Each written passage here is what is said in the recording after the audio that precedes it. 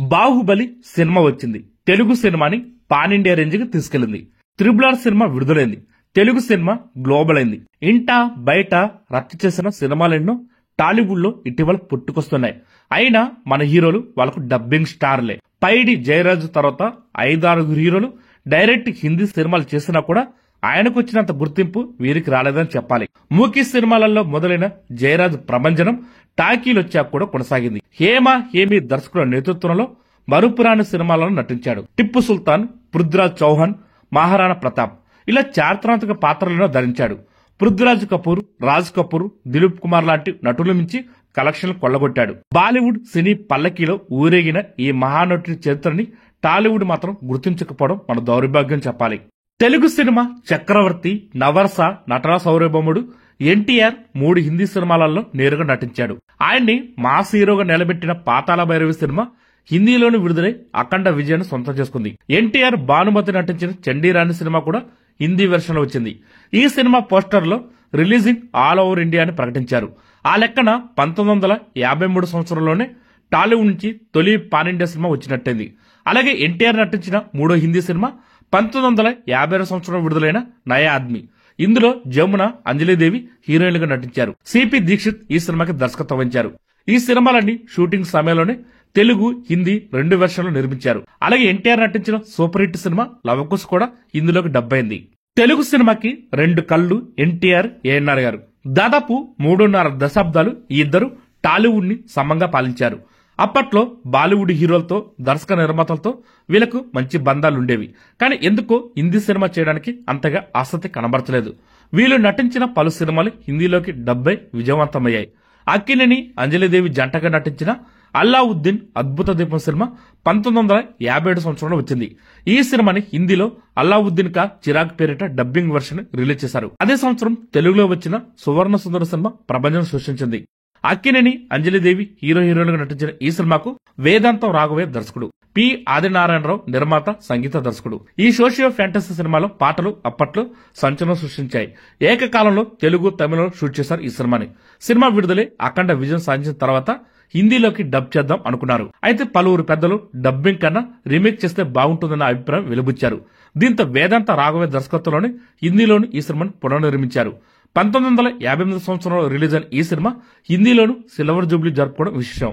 అలా ఏఎన్ఆర్ గారు డైరెక్ట్ గా బాలీవుడ్ హీరో అనిపించుకున్నాడు. స్వయం కృషితో ఇండస్ట్రీలో ఎదిగిన నటుడు megastar Chiranjeevi south Indian Bachchan అనిపించుకున్నాడు. ఒకనొక దశలో అమితాబ్ బచ్చన్ కన్నా ఎక్కువ పారితోషికం అందుకున్న హీరోగాను క్రెడిట్ కొట్టేశాడు. ఇంత గెలిచినా కూడా బాలీవుడ్ గురించి అంతగా పట్టించుకోలేదు చిరంజీవి. ఆయన నటించిన ఎన్నో సినిమాలు హిందీలోకి డబ్ అయ్యాయి. కొన్ని సినిమాలు ఇతర హీరోలతో హిందీలో రీమేక్ అయ్యాయి. కానీ చిరంజీవి నేరుగా హిందీలో చేసిన సినిమాలు 3 మాత్రమే. తెలుగులో రాజశేఖర్ హీరోగా నటించిన అంకుశం సినిమా ప్రతిబంధి పేరుతో హిందీ రీమేక్ తీశారు. ఈ సినిమాతో మెగాస్టార్ చిరంజీవి మొదటిసారి బాలీవుడ్ లో అడుగుపెట్టాడు. తెలుగు సినిమాకి కోడి రామకృష్ణ దర్శకత్వం వహిస్తే హిందీ సినిమాకి రవిరాజ పిన్సెట్టి దర్శకత్వం వహించారు. 1990 సంవత్సరంలో విడుదలైన ప్రతిబంధి సినిమా హిందీలో మంచి విజయాన్ని అందుకుంది. మళ్లీ 1991 సంవత్సరంలో తెలుగులో విడుదలై బ్లాక్ బస్టర్ హిట్ అయిన గ్యాంగ్ లీడర్ సినిమాని చిరంజీవి హీరోగా ఆజ్గా గుండారాజు పేరుతో మరుసటి సంవత్సరం హిందీలో విడుదలైంది. తెలుగులో కలెక్షన్ సునామీ సృష్టించిన గ్యాంగ్ లీడర్ సినిమా హిందీలో మాత్రం ఆశించిన విజయాన్ని అందుకోలేకపోయింది. మళ్లీ 2 సంవత్సరాల తర్వాత మరోసారి హిందీ తెరపై మెరిశాడు మెగాస్టార్ చిరంజీవి. శంకర్ దర్శకత్వంలో వచ్చిన gentleman cinema Hindi remake the gentleman సినిమాలో హీరోగా నటించాడు. ఈ సినిమాకి మహేష్ భట్ దర్శకత్వం వహించారు. తమిళ్లో, తెలుగులో మెగా హిట్ అందుకున్న జెంటిల్మెన్ సినిమా హిందీలో మాత్రం ఆ స్థాయి విజయాన్ని అందుకోలేకపోయింది. ఆ తర్వాత మరెప్పుడు డైరెక్ట్ గా హిందీ సినిమా నటించలేదు మెగాస్టార్ చిరంజీవి. తెలుగులో ఫ్యామిలీ హీరోగా గుర్తింపు తెచ్చుకున్న నటుడు విక్టరీ వెంకటేష్. సుమారు 4 దశాబ్దాలుగా అభిమానుల్ని అలరిస్తున్న ఆయన ముచ్చటగా 3 హిందీ సినిమాల్లో కనిపించాడు. 1992 సంవత్సరంలో వెంకటేష్ హీరోగా రవిరాజ పిన్సెట్టి దర్శకత్వంలో వచ్చిన చంటి సినిమా సంచలన విజయం సాధించింది. ఇదే సినిమాని అనాడి పేరుతో హిందీలో రీమేక్ చేశారు. అక్కడ కూడా మంచి విజయాన్ని దక్కించుకుంది ఈ సినిమా. ఆ తర్వాత ఎస్వి కృష్ణారెడ్డి దర్శకత్వంలో ఆలీ హీరోగా వచ్చిన యమలీల సినిమా హిందీ రీమేక్ తక్దీరవాలలో వెంకటేష్ హీరోగా కనిపించాడు. ఈ సినిమా కూడా మంచి విజయాన్ని సాధించింది. మళ్లీ 28 సంవత్సరాల వరకు బాలీవుడ్ వైపు కన్నెత్తి చూడలేదు వెంకటేష్. మళ్లీ 2023 సంవత్సరంలో సల్మాన్ ఖాన్ హీరోగా తెరకెక్కిన కిస్కా బాయ్ కిస్కా జాన్ సినిమాలో ఒక కీలక పాత్ర పోషించాడు వెంకటేష్. అక్కినేని వారసుడిగా ఇండస్ట్రీలోకి అడుగుపెట్టి సత్తా చాటుకున్న నటుడు అక్కినేని నాగార్జున. తెలుగులో యువ సామ్రాట్, మన్మధుడు, కింగ్ అనిపించుకున్న హీరో హిందీలో నేరుగా 10 సినిమాల వరకు నటించాడు.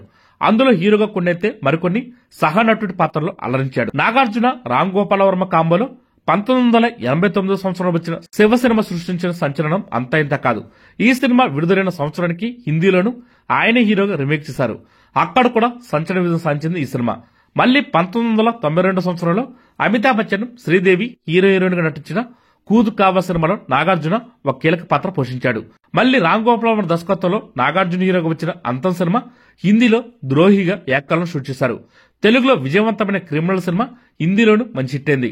ఆ తర్వాత అంగారే, అగ్నివర్ష్, ఎలుబసి, కార్గిల్ సినిమాలను నాగార్జున కీలకమైన పాత్ర పోషించి బాలీవుడ్ జనాలను మెప్పించాడు.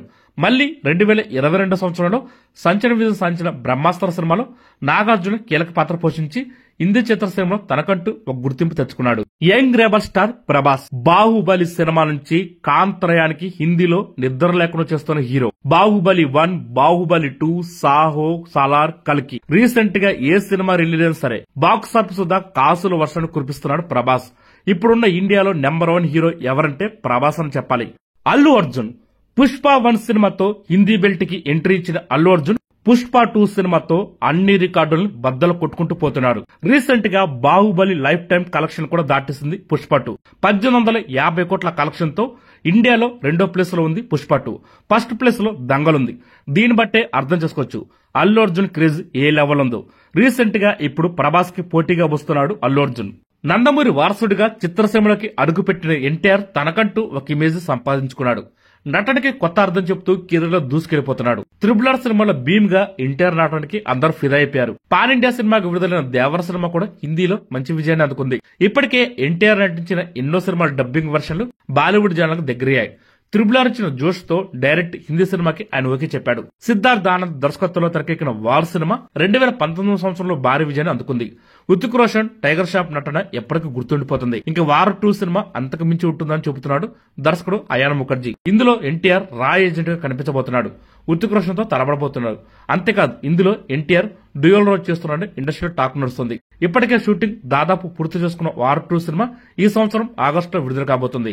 అమితాబ్ బచ్చన్ ని మాస్ హీరోగా నిలబెట్టిన సినిమా జంజీర్. 1973 సంవత్సరం వచ్చిన ఈ సినిమా బాలీవుడ్ లో ఒక సంచలనం సృష్టించింది. తెలుగులో పెద్ద ఎన్టీఆర్ హీరోగా నిప్పు లాంటి మనిషి పేరుతో రీమేక్ అయింది. మళ్ళీ 40 సంవత్సరాల తర్వాత అదే కథాంశంతో రామ్ చరణ్ హీరోగా, ప్రియాంక చోప్రా హీరోయిన్ గా 2013 సంవత్సరంలో జంజీర్ సినిమా విడుదలైంది. అయితే ఈ సినిమా ఆశించిన స్థాయిలో హిట్ కాకపోవడంతో బాలీవుడ్ లో గ్రాండ్ ఎంట్రీ ఇవ్వాలనుకున్న రామ్ చరణ్ కి పెద్ద నిరాశ ఎదురైంది. అయితే త్రిబుల్ హిందీ రీమేక్ తో హిందీ బెల్ట్ లోకి రామ్ చరణ్ కి విపరీతంగా ఫాలోయింగ్ పెరిగింది. రీసెంట్ గా శంకర్ దర్శకత్వంలో రూపొందిన గేమ్ చేంజర్ సినిమా ఈ శుక్రవారం పాన్ ఇండియా సినిమాగా విడుదల కాబోతుంది. ఇప్పటికే పలువురు బాలీవుడ్ దర్శక నిర్మాతలు రామ్ చరణ్ ని డైరెక్ట్ హిందీ సినిమా కోసం సంప్రదిస్తున్నట్టు టాక్ నడుస్తుంది. అలాగే మరో దగ్గుపాటి వారసుడు రానా కూడా బాలీవుడ్ లో మంచి క్రేజ్ ఉంది. ఆయన కెరీర్ ప్రారంభం నుంచి అడపాదడప హిందీ సినిమాలలో నటిస్తూనే ఉన్నాడు. 2011 సంవత్సరంలో దమ్ మారో దమ్ సినిమాతో బాలీవుడ్ లో ఎంట్రీ ఇచ్చాడు. ఇప్పటి వరకు 7 సినిమాలు నటించినా వాటిలో చాలా వరకు మల్టీ స్టార్ సినిమాలు ఉన్నాయి. 2012 సంవత్సరంలో డిపార్ట్మెంట్, 2013 సంవత్సరంలో ఏ దివాని ఐ దివాని, 2015 సంవత్సరంలో బేబీ, 2017 సంవత్సరంలో ది గ్యాజీ అటాక్, 2019 సంవత్సరంలో హౌస్ఫుల్ 4 ఇలా పలు సినిమాలలో కీలక పాత్ర పోషించి మెప్పించాడు రానా.